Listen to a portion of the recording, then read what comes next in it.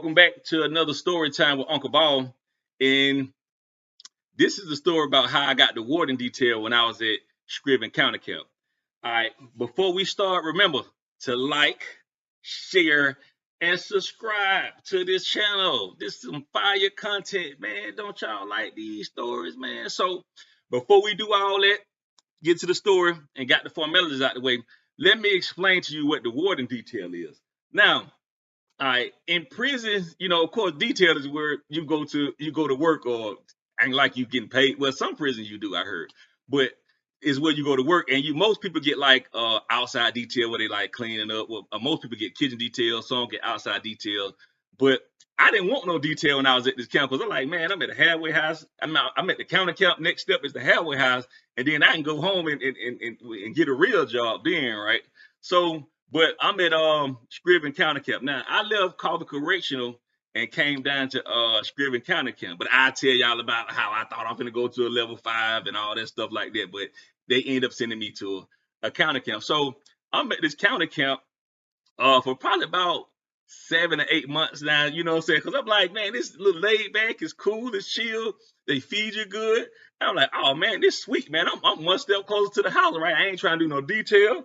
I had them, you know what I'm saying? I had them clicked up with some guys, and we had them got some phone and contraband in, and we had a little pipeline. So everybody's straight. And one thing about me, when I had my phone, man, I let everybody use it, man. Like once I handle my business, bet my little sports, call who I need to call, I just give guys my phone, let them rock out the whole night, right? So let me tell you about how I got the warrant detail. All right, so I don't got pot for a phone.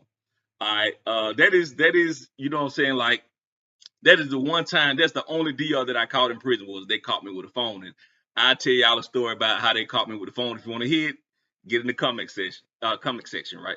So I'm in the hole, right? I'm in the hole, right? He had gave me like 45 days in the hole, right? So I'm trying to beat the DR. I'm writing up grievances. I'm writing to this person, that person, right? So on the 45th day, the warden, we call him Dep, even though he had became the warden, he was a deputy warden. The deputy warden is like the person under the warden, right?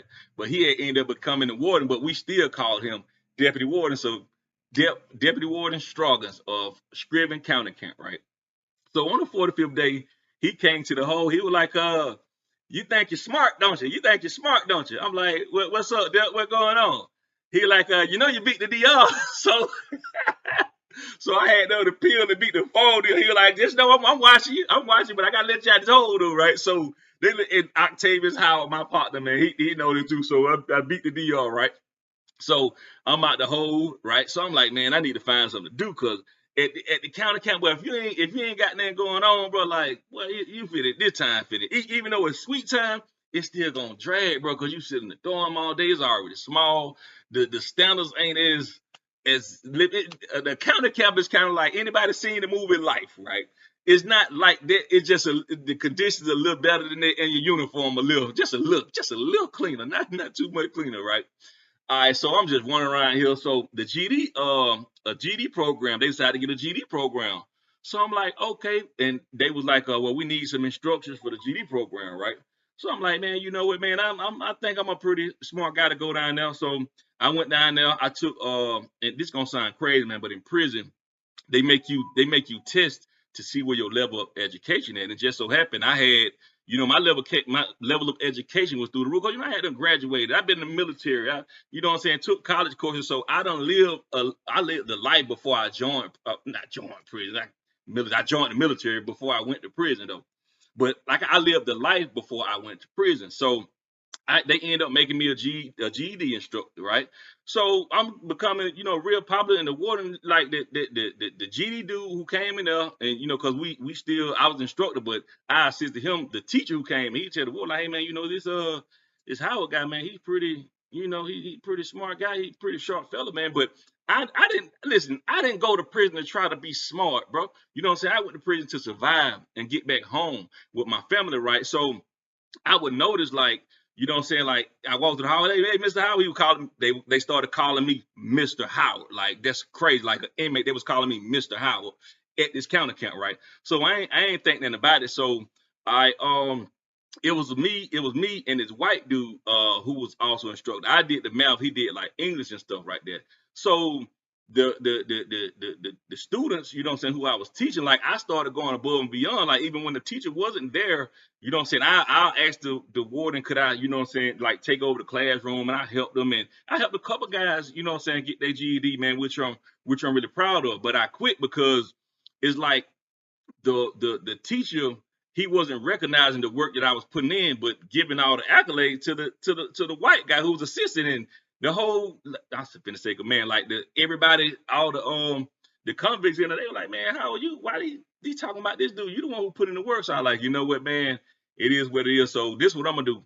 Because before I snap on anything, because I know I'm this close to going home, or going to a halfway house and going home. So I'm just fall back from it. So, but if y'all guys ever need some help, bro, you know what I'm saying? Like, man, reach out to me, man. I do my best. And I told the instructor, like, hey, man, I don't want to do this no more, man. Y'all got it, man. You and this other dude got it. The white dude got it, right? But I still will help, like, on my time, right?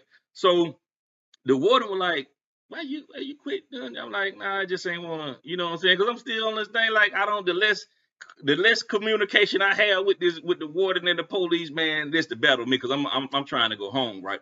So I'm back to being normal, just with the normal inmates. You know what I'm saying? We going outside for yard. So we go outside for yard, right? And he said, Howard, I need the warden was like, Howard, I need you to stand back. So I'm like, man, what this man got going on? Nah, man, he with the phone, I don't know what this joke up to. He was like, so he brought me into this room where at the county camp, they got like this intake room where they have like all the clothes and stuff like that. He was like, I guess his way of punishing me was like, you know what? Let me try to put this guy to work. Let me see, because I done heard about how knowledgeable he is as far as when it came to the GD program. But now let me see for myself, like, how this guy is. Let me just see if he got a work ethic or whatever the case may be. So he put me. I'm talking about, man. He put me in the intake room. I'm talking about clothes everywhere. It just filthy and stuff. Like, he was like, well, Howard, I want you to organize it. But not knowing, you know what I'm saying, when I was in the military, like, part of my job description, I worked in logistic storage keeping, right? So, and I never forget, it was a dude named Trick. He was from Augusta, named Trick. I never get. He kind of put you in the mind of Trick Daddy, bald head, the young Trick Daddy, like bald headed, goes in the mouth, and he used to be up there with the warden, right? So, but everybody be like, man, Trick snitching. But when Trick come back in the dorm, they ain't say none of that, because they know Trick been down for like 15 years. So they're like, man, they ain't playing with y'all. So I got a chance to chop it up with Trick and stuff like that, because then nobody really like talk to Trick like that, like, cause they ain't know what he was on, but they knew homes ago though, right? So we just talking, and you're like, man, how, bro, I see what you're doing, man. Look, check this out. I'm gonna tell y'all what I did. It might have been over like close to like 500 or 600 like clothing items in this little inventory, little intake inventory. So I set like a little bag on the outside. I took everything out of the intake area. Everything. I'm talking about the clothes, the cabinets, the drawers. And what I did was just I went and painted the whole thing. You know what I'm saying? Paint the whole thing, even the drawers and stuff like that. And I folded up all the clothes like accordingly. So, but I noticed that, like, the warden was just seeming to, like, as every day I go in there, I work on it. Me and Trick, I was doing the work. Trick was just really, I think he was just spying on me to see, like, let me see what this guy is so I can report it back. And I kind of felt that, but I'm like, this is who I genuinely am, bro. If you give me a task and I feel like, you know what I'm saying, I want to take it on, I'm gonna take it on, right? So, man, I had to rearrange the whole intake, right? So the warden came in there, man. The warden was like, damn, you did all this? Tripp was like, yeah, I told her, like, this man, like, this ain't, yeah, even though he a convict now, but this ain't no average guy. Like, this guy, like, knowledgeable, he know how to put stuff together. So he was like, you know what, I'm gonna make you my intake person. So this dude, he actually created a job for me, because when new people come in, he'll normally just tell one of the officers, just go get them some clothes. But every time somebody new came in, I became the intake man. So, because I had everything so organized that anybody could just go in there and do their thing. So that became my detail. So every time, I go to my detail in the morning, I had my own little office and everything like that. That's when I realized, like, what, these county councils, sweet, boy. So I could get out the door when I want to, you know what I'm saying, and everything like that. So the warden to come in and talk to me, and we just started building up conversations and stuff like that. And he was like, man, I didn't know that, I'm like, man, everybody, even though we all, criminals to a degree, but everybody ain't got the same background. Not all of us. You know, some people have rehabilitated ourselves, but it ain't up to y'all to rehabilitate ourselves. So it's just kind of making a lot of sense, right? So Trick came to me one day. Trick was like, "Hey, Howard, man, I'm gonna tell you something, man. Don't tell nobody, man." He was like, "Man, I'm gonna go to the halfway house, and I told the warden that I want you to take my spot, and I want you to come up there and work for." I was like, "For real, bro?" I'm like, "Yeah." I'm like, he was like, "Man, look," he said, "Bro, I'm gonna tell you something. People are gonna say you be snitching because you work up there with the warden and stuff like that." But he was like, "Man, look at man."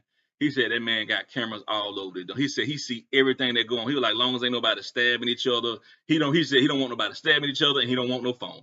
Man, I'm talking about the county camp is the first place that I seen like as far as being incarcerated that where people who work outside detail they come back in, they can bring their cigarettes and just sit down on their bunk and smoke a cigarette in front of the camera. But I wasn't smoking at the time, so I'm like, man, I ain't worried about what nobody talking about, bro. So, all right, so Trick go to the halfway house, right? He like, "Hey, Howard, man, appreciate it." He gave me his contact number and everything, dapped me up because me and him ended up getting cool, man. So I go up to the warden, right? So the first day, it's the first day I go up to the warden office, right? Now, do not get it twisted. I work in the warden office. When you go up there for your detailing report, most times in the county, he gonna ask you what's going on in the dorm, right? You know what I'm saying? I promise you. Now, depending on what type of person, you are, you're gonna either give him an answer on like, "Hey, these guys doing this," and now me, and he'll tell you this. So every morning he would ask me, you know, say, "Hey, how what's going on with the dorm?" I tell him like, "Look, I don't negotiate with terrorists." Like, you know what I'm saying? So, and he'll just bust. He thought it was just the funniest thing, right? So he ended up realizing he was like, "Man, you know what? This guy ain't even to tell me that," but at the same time, he don't smoke. I don't hear nothing bad about him other than that. And would they say I was a snitch? If they did, boy, I promise you it ain't get to me. You know what I'm saying? But that's how I end up getting the warden detail. And no, I was not snitching. So some of my Facebook friends, I know Octavius Howard definitely one of them, even on YouTube. But yeah, but that warden will ask you what's going on in them dorms if you got that detail. But it's up to you. So that's how I got the warden detail at Scriven County Correctional Facility, and he actually helped me get to a halfway house. So, all right, thank you.